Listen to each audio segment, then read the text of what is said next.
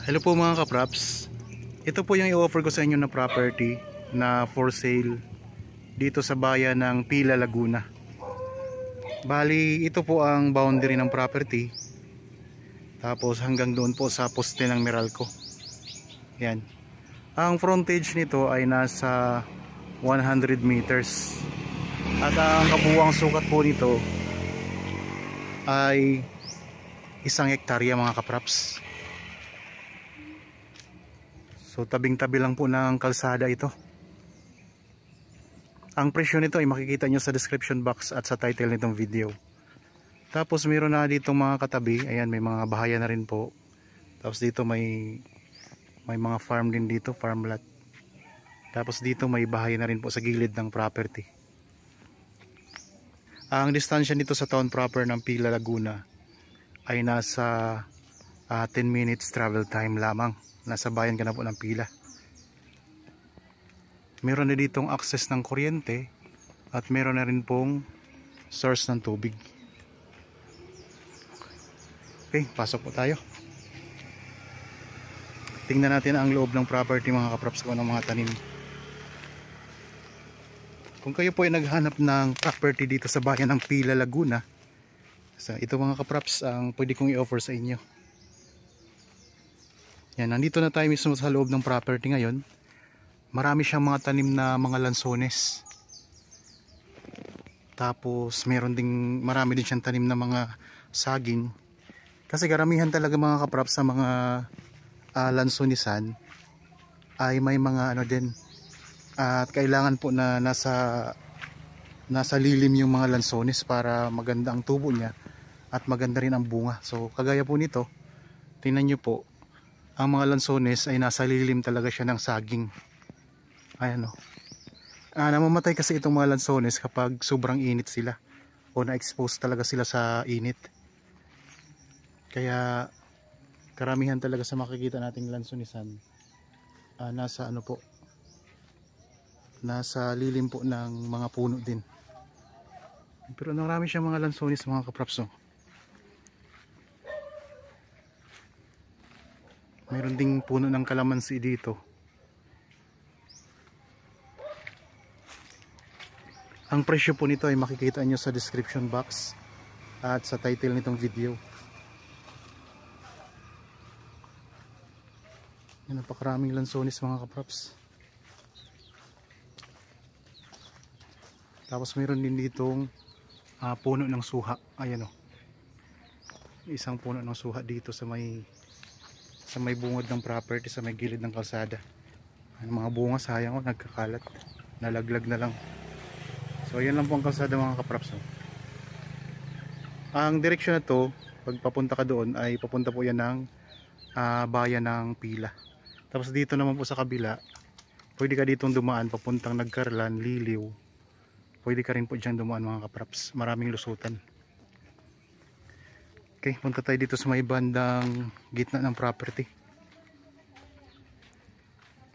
Daming saging mga kapraps. Ang kagandahan naman nito, kahit marami siyang saging, hindi siya masukal. Tingnan nyo po, malinis pa rin siya kahit maraming saging. Tapos ang mga lansones mga kapraps, mabababa pa lang at saka mga bata pa. Yan, mga bata pa ang mga lansones dito. Kapag namunga to, ang bilis lang pitasin mga kapraps. Dibutin natin to, parang maraming mga tanim oh. Ayan, meron tayong dito nakikitang puno ng langka mga kapraps. Daming bunga ng langka. Ito, may puno ng kakao. Yan, ito, may 2 puno ng langka dito. Daming bunga ng langka mga kapraps oh. Sarap to sa gulay.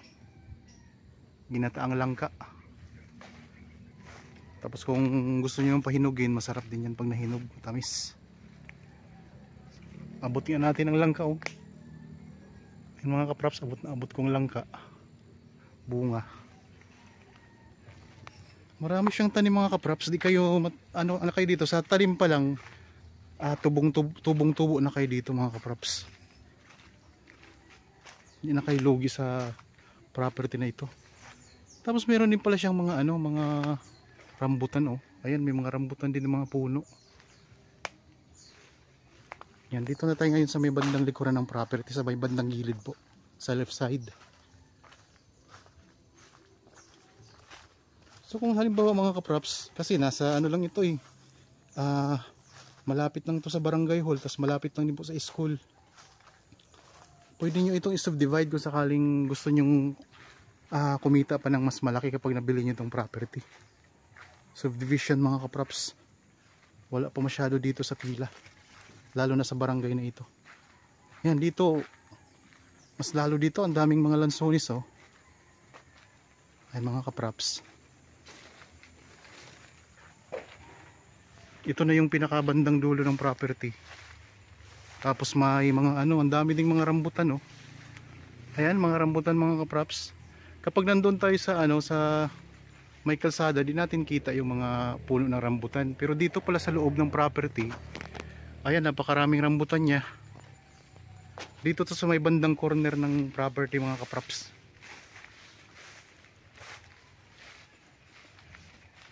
Dito tayo banda sa may ano, gilid. Medyo umuulan. Yan, daming lansones dito. Ito, daming lansones oh. So, sa rambutan, magkahalo dito, rambutan, lansones, mga saging. Dito sa part na ito. So, malapit lang sa bayan mga kaprops. Tapos ang distansya nito sa Metro Manila ay ano lang po, mga 2 oras mahigit o 2.5 hours mahigit mga kaprops. Doon naman tayo sa may kabilang side ng property. Ito yung mga tanim no? Marami.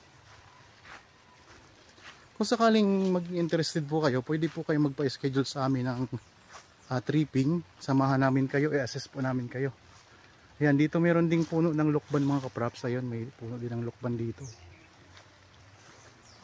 So kung magpa-schedule kayo ng tripping para makita nyo to ng actual o personal, so pwede namin kayong i-assess mga kaprops.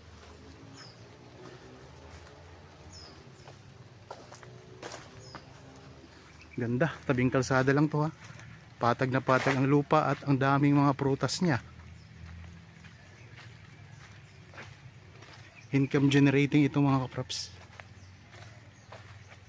Kung gusto nyong mas umaliwalas tong property, kahit naman ganito siya, maraming saging, maaliwalas pa rin siya mga kaprops. Pero kung gusto nyong mas umaliwalas pa talaga, pwede nyong bawasan tong mga saging. Kasi malawak naman po ito eh. Pero sa saging mga kaprops, syempre may kita din kayo dito. Kasi tuwing namumunga ito, may mga bunga na itong ibang saging. Ay pwede nyo ibenta yan. So ito, mga lansones mga kaprops. Yan. Napakaraming lansones, mga libo siguro ang puno nito mga kaprops. Kung bibilangin natin isa-isa. Yan, dito din sa part na ito, bukod dun sa napunta, nakita natin kaninang may langka. Yan, may langka din dito mga kaprops. So banggitin ko lang ang mga tanim dito ha, mga langka, mayroong mga lansones, maraming lansones siya, may mga rambutan, saging, may puno ng kakao. So marami pang iba. Ito may kakao din pala mga kaprops, malaking puno ng kakao yan. Yan. Dito marami ding lansones na magkadikit-dikit. Ito puno ng tibig. Yung tibig pala mga kaprops, nakakain na rin pala yan. Yan, may mga bunga na rin ang tibig oh. Tapos dito sa likod, sa may bandang likuran, may bakod na siya na ano na yero. Yun yung bakod ng kabilang property. So nasasakop na rin pa kayo. Di na kayo magpapaano dito bakod sa part na ito.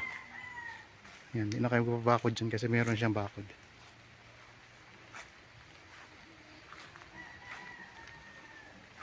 Malapit na po ang bungahan ng lansones mga kaprops, mga bare months ay ano na, simula na ng bungahan ng mga lansones.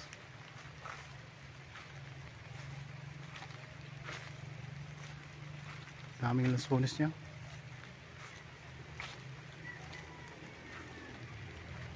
Gandang property to. So ulitin ko lang ang details nito mga kapraps. Kung sakaling may kulang pa sa nasulat namin dyan sa description box, pwede po kayong tumawag sa amin para magtanong kung may iba pa kayong katanungan.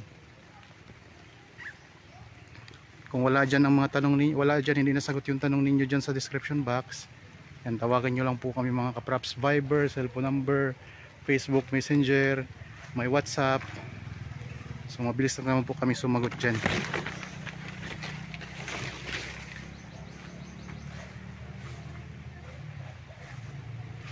Patag na patag ang lupa, ideal, pwede po itong gawing subdivision. Tabing kalsada lang, daming mga prutas na tanim.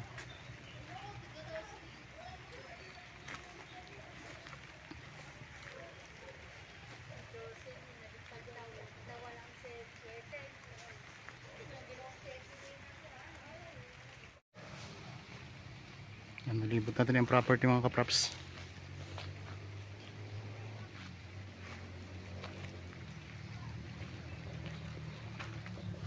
Okay, sana nagustuhan nyo po itong property na in-offer ko sa inyo ngayon. Para po sa bago pa lang sa aking channel at napadaan lang po dito sa aking channel, huwag nyo pong kalimutang mag-subscribe at pindutin na rin po ang notification bell para maging updated kayo sa mga bagong property na i-offer po namin. Maraming salamat po. Lagi tayong mag-iingat at God bless po sa ating lahat mga kapraps.